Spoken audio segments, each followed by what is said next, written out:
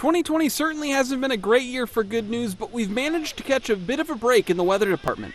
After a raging fast start across the southeast United States in April, widespread severe weather has gone relatively radio silent since.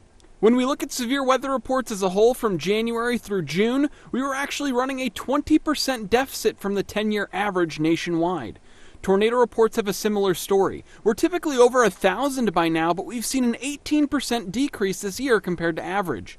And two records were set in the month of June, one of them being a lack of EF2 or greater tornadoes.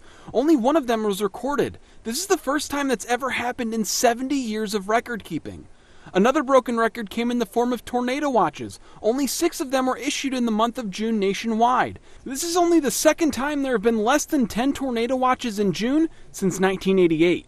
So what's behind this pattern? Well, it's certainly an unusual one, but meteorologists seem to have an inkling as to why this might be. A persistent, strong ridge of high pressure across the west and an area of low pressure across the mid-Atlantic.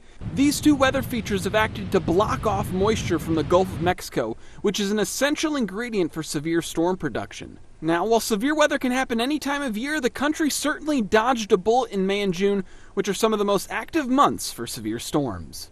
Reporting for the Storm Track Weather Team, I'm meteorologist Luke Victor.